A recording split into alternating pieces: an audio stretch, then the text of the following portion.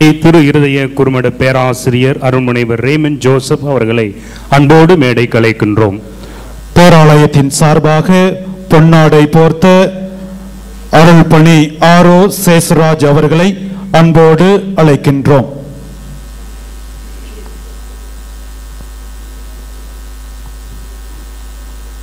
Now His Eminence Cardinal Charles Bow will honor the awardee with the gold medal. பேராயர் Francis Kalist அவர்கள் ஏலக்காய் மாலை அணிவித்து கிரீடம் சூட்டி மகிழ்கிறார்கள். தஞ்சை மறைமாவட்ட ஆயர் நேமிகு டி சகாயராஜ் அவர்கள் அருள்முனைவர் எக்ஸ் டி செல்வராஜ் தமிழகத்தில் இன்றைய கமாலியல் என்ற விருதை வழங்கி கௌரவப்படுத்துகிறார்கள்.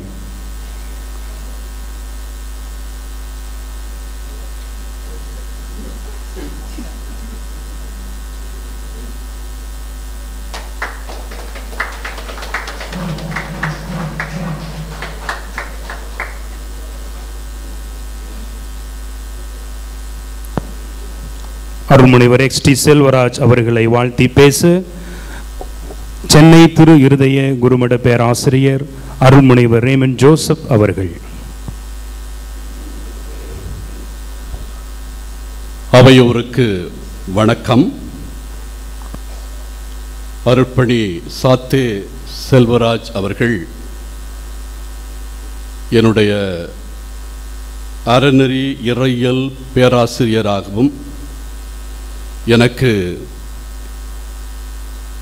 புனித பவுல் இறையியல் கல்லூரியினுடைய 4 ஆண்டு படிப்புக்கான வழிகாட்டியாகவும் இருந்து என் மனம் கவர்ந்தவர்.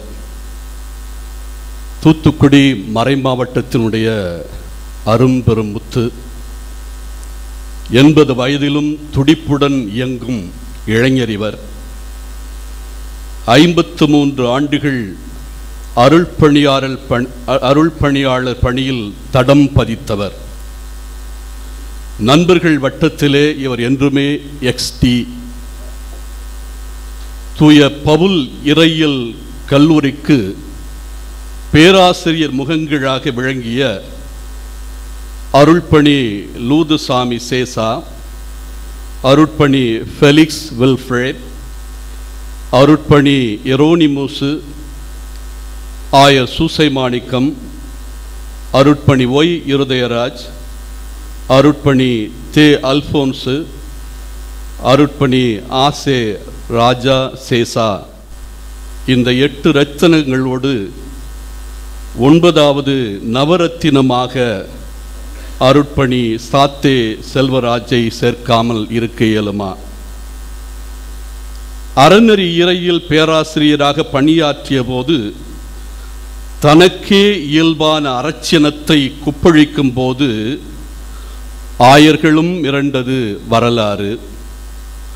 தூய பவுல் இறையியல் கல்லூரி பேராசிரியராக பணியாற்றிய போது தெய்வத்திரு எரோனிமூசு அவர்களுடன் இவர் ஆரம்பித்த மானிட தோழமையை யாராலும் மறக்க முடியுமா? திருச்சி வட்டார நலிவடைந்தோர், ஆதரவற்றோர், விளிம்பு நிலை மக்கள் அனைவருக்கும் அந்த காலத்தில் அவர் ஒரு அமுத சுரபி. இந்திய கத்தோலிக்க லத்தீன் ரீதி ஆயர் பேரவையில், அதாவது சிசிபிஐ, பொதுநிலையினர் பணிக்குழுவின் தேசிய செயலராக இவர் பணியாற்றிய 4 ஆண்டுகள் 2004-2008 திரு அவையில் முனை மழங்கி போன பொதுநிலையினரின் பங்கேற்பை கூர்தீட்டிய காலங்கள் என்றால் அது மிகையாகாது. இந்திய திரு அவையில் பணியாற்றும் அனைத்து அருட்பணியாளர்களின் குரல்களும் ஒடுங்கி போகாமல், மறைமாவட்ட குருக்கள் மட்டுமல்ல, துறவர குருக்கள் அத்தனை பேரும் இவர்களுடைய குரல்கள் ஒடுங்கி போகாமல் இறைவாக்கினர்களாக இன்றைக்கு கூட அந்த கருத்தை வலியுறுத்தி சொன்னார், அழுத்தி சொன்னார். இறைவாக்கினர்களைப் போல ஓங்கி ஒலிக்க வேண்டும் என்றும் எண்ணத்தில் 1987 ஆரம்பிக்கப்பட்ட இந்திய கத்தோலிக்க குருக்கள் பேரவையின் CPCI தோற்றுவாயும் இவரே, தொடர்வாயும் இவரே, முடிவாயாக இவர் நிச்சயமாக இருக்க மாட்டார். இன்று வரை CPCI இந்திய கத்தோலிக்க குருக்கள் பேரவை இந்திய திரு அவையில் பலருக்கு சிம்ம சொப்பனம். CRMI அதாவது இந்திய கத்தோலிக்க மறுமலர்ச்சி இயக்கம் இவரது தனி கவனத்துக்கு உரியது.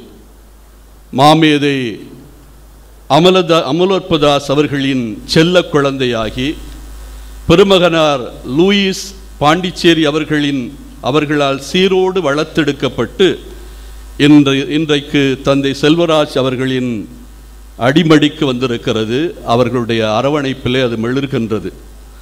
ஆண்டுக்கு 2 முறை திரு அவையின் மறுமலர்ச்சி சிந்தனைகளில் ஆர்வமுள்ள பொதுநிலையினருக்கு அளிக்கப்படும் பயிற்சியில் அருட்பணி செல்வராஜ் அவர்கள் தவிர்க்கப்பட இயலாதவர். செய்யத்தக்க அல்ல செய்யக்கெடும், செய்தக்க செய்யாமையாயினும் கெடும். இது வள்ளுவ பெருந்தகையினுடைய அரும்பெரும் குறள். அதிகாரம் 47 466வது குறள். செய்யக்கூடாத ஒன்றை ஒருவர் செய்வதனால் கேடு வரும் என்பது மட்டுமல்ல, செய்ய வேண்டிய ஒன்றை செய்யாமல் விடுவதாலும் கேடு வரும். அருட்பணி செல்வராஜ் செய்யக்கூடாததை செய்பவரும் அல்ல, செய்ய வேண்டியதை செய்யாமல் விடுபவரும் அல்ல. இதனால் இவன் முடிக்கும் என்றாய்ந்து அதனை அவன்கண் விடல். இதுவும் வள்ளுவ பெருந்தகையினுடைய அருமையான குறள். இச்செயலை இதன் காரணமாக இவர் செய்து முடிப்பார் என்பதை எண்ணி அவரை அச்செயலை செய்ய விடல் வேண்டும் என்பது இதனுடைய பொருள் விளக்கம். தான் எப்பொறுப்பை ஏற்றாலும் அதை நேர்மையுடனும் நீதி கண்ணோட்டத்துடனும் செயல்படுத்த முனைகின்றவர். மறைமாவட்டத்தில் மட்டுமல்ல, இந்திய அளவிலும் மறைமாவட்டத்திலே அவர் நம்முடைய ஆயர் அம்போஸ் அவர்களுக்கு அவர் விக்கட் ஜெனரலாக இருந்திருக்கிறார், முதன்மை குருபாக இருந்திருக்கிறார். எனவே எந்த செயலை எடுத்தாலும் அதை நீதி கண்ணோட்டத்தோடு பார்க்கின்ற பார்வை தந்தை அவர்களுக்கு உண்டு. தான் வாழும் தான் காணும் சமூகத்தை இறையரசின் விளிம்பியங்களை உள்ளடக்கிய மாற்று சமூகமாக உருமாற்ற தன்னையே கரைக்க துணிந்தவர் நம்முடைய தந்தை அவர்கள். அன்னம் என்னும் சமுதாய மாற்ற சிற்றேடு இவரது அருட்பணி வாழ்வினுடைய கனவு சுரங்கம், சிந்தனை சூரியன். இதனுடைய ஆசிரியராக தொடர்ந்து இவர் செயலாற்றி கொண்டிருக்கிறார். என்னுடைய புத்தகம் பிப்ரவரி மாதம் வெளிவந்தது, எரியும் உட்புதர். அதிலே இவர் எனக்கு வாழ்த்துரையும் ஆசியுரை வழங்கியிருக்கிறார். அதிலே நான் அவரை குறிப்பிட்டது, இவர் ஒரு சிறந்த மனிதநேய சிந்தனையாளர். சமூகத்தின் ஏதோ ஒரு மூலையில் ஏதோ ஒரு மனிதனுக்கு அடிவிழும் போதெல்லாம் தனக்கே அடிவிழுவதாக உணர்கின்றவர். எளிமையில் இவர் ஒரு அசிசியார். நீதிக்கு குரல் கொடுப்பதில் இவர் ஒரு இறைவாக்கினர் ஆமோஸ். அன்புக்குரிய தந்தையவர்களே, உங்களை நினைக்கின்ற போது எனக்கு சிலப்பதிகாரத்தில் ஒரு சிந்தனை வருகின்றது. தேரா மன்னா செப்புவது உடையேன் என்று கண்ணகி நெடுஞ்செழியனிடத்தில் சென்று, அறிவு கட்டவனே, இதோ நான் கண்ணகி பேசுகிறேன், ஆனால் தேரா என்றாலே ஆராய்ந்து செய்ய இயலாதவன் என்ற பொருள். அதை அறிவு கட்டவன் என்றுதான் சொல்ல வேண்டும். அப்படி சொல்லிவிட்டு தன்னுடைய பெருமைகளை எல்லாம், தான் வந்த சோழ நாட்டினுடைய இந்த தஞ்சை பூமியினுடைய பெருமைகளை எல்லாம், சிவி சக்கரவர்த்தி அதே போல மனுநீதி சோழன் இவனை எல்லாம் சொல்லிவிட்டு மீண்டும் அவனிடத்தில் சொல்லுவான், அல்லவை செய்தார்க்கு அறம் கூட்டாமாம். அதாவது தவறு செய்கின்றவர்களை கண்டிக்கக்கூடிய அறம் என்பது சாவு மட்டும்தான் என்று அழுத்தம் திருத்தமாக அவள் சொல்லுவாள் கண்ணகி. இது நான் சொல்லவில்லை, ஆண்டோரே சொல்லி இருக்கிறார்கள், அல்லவை செய்தாருக்கு அறம் கூற்றாகும். அதோடு முடிக்கவில்லை, அவள் கோப்பெருந்தேவியிடத்திலே சென்று சொல்லுவாள், பொல்லா வடிவினையே செய்த வயவேந்தன் தேவி என்று அவனுடைய கணவனை பற்றியே குற்றம் சுமத்துவாள்.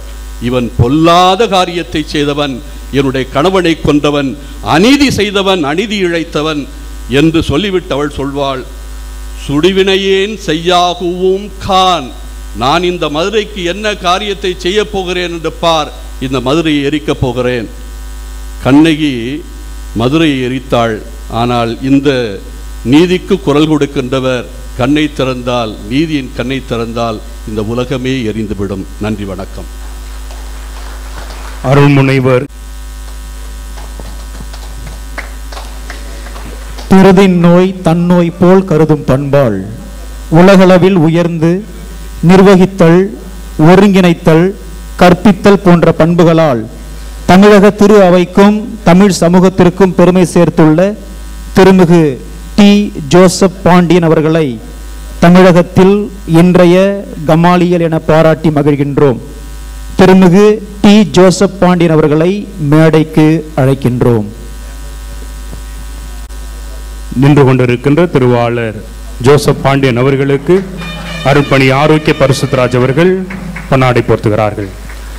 Now His Eminence Cardinal Charles Bo will honor the awardee with the gold medal.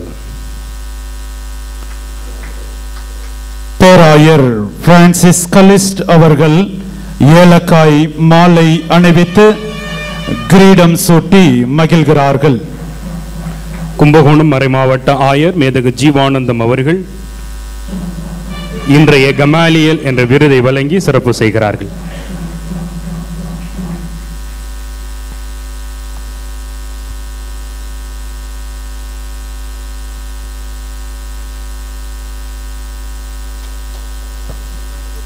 கரகொலி எழுப்பி மீண்டும் நம்முடைய மகிழ்ச்சியும் வாழ்த்துக்களையும் விருது பெறுகின்ற நபருக்கு தெரிவித்துக் கொள்வோம்.